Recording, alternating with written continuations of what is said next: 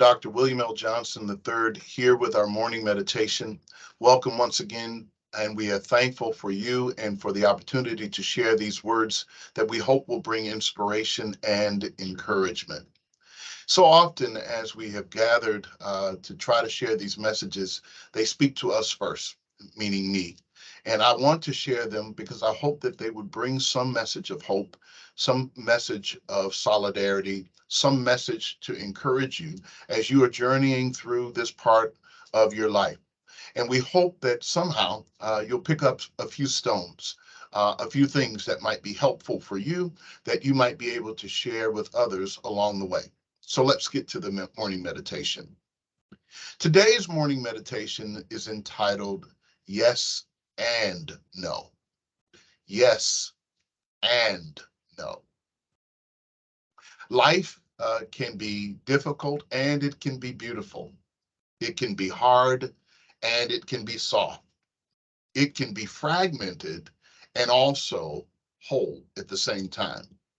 It can bring us the balance between light and dark, good and bad, up and down, being in or being out. Life is a balancing act indeed of measuring and navigating all of these things. And sometimes they appear to be mutually exclusive. In other words, we find ourselves wondering if we can or we can't, whether it's yes or no, whether it's light or dark.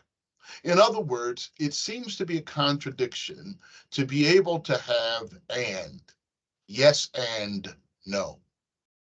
But I submit, as I share with you today, as you journey through your life today and during the course of this week, that you are open to receiving the yes and the no instead of the either or.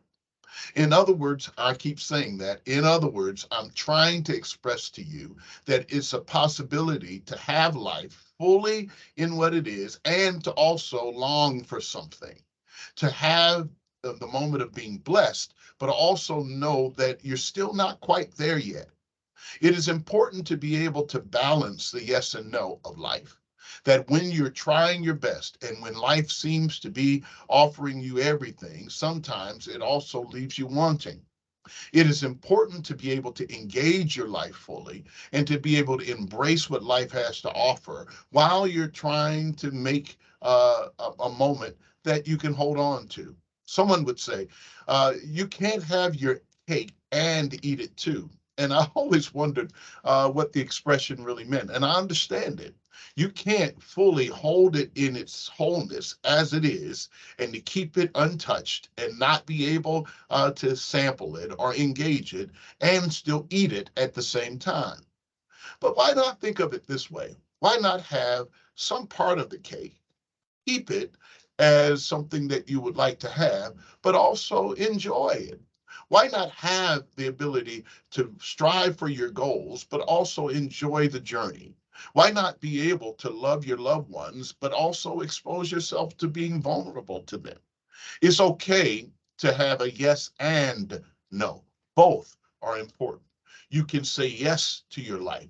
You can say yes to happiness. You can say yes to God. You can say yes to the journey that you're on. You can say yes to new experiences. You can say yes to even failure in your life, and yet still be able to say no to being mistreated, no to oppression, no to being hurtful or wounding others in order to climb the ladder of success, no to being what you are not inside, and still yet hold on to the fact that you are you. Our lives are both and. It is then important for us to understand the embracing of yes and no. Well, I remember growing up and asking my mother and my father for certain things. And uh, my mother sometimes would say, nope, not going to happen. And my father would sometimes say, well, maybe we'll think about it. My kids have now learned that my maybe we'll think about it may probably line up with the no more often than not. However, it's not always a closed door. I can be convinced. And I think that that's important for us to leave ourselves open to being convinced. When we've been hurt, and when we've been wounded, and when we've been disappointed, and when we have struggled to try to do things right, and it seems that only those who do things wrong seem to find their way being successful and climbing the ladder, we are tempted to become something that we're not in order to get the things that others seem to have. But here's a marker for us that I want to leave with us as I close this message today. It's okay to say yes to your life and to say no to the things that are destructive. Yes to life giving things and no to life taking things. And they are not mutually exclusive. You can find that peace when you take time to leave yourself open to say yes and no. Later on, I'm going to try to share another message about just fully being able to say yes. Some of us are so anxious about saying yes that we don't leave ourselves open to even being happy in life. We're always looking for the other shoe to drop, always looking for, the fly in the ointment, trying to look for what is the real punchline. And yet we never really get to enjoy our lives by saying yes. Others of us have found ourselves uh, unable to say no. We have become codependent to other people's feelings and thoughts and ideas, and we are not able to recognize that no is a full sentence, and it's okay to say no to things that don't serve you or don't bless you or not good for you or not even good for the whole. You can say no to what your peers are saying or what your friends think is popular or how you should navigate your relationships or what you should do about this or things that you don't want. It's okay to say no.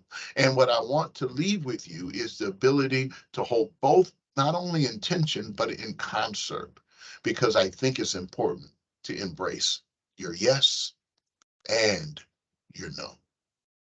Have a great day. Have a great week. Have a great life. I am praying for you that you will find these messages always inspiring and encouraging.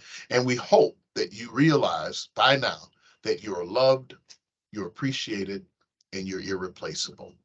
Have a great one. Take care.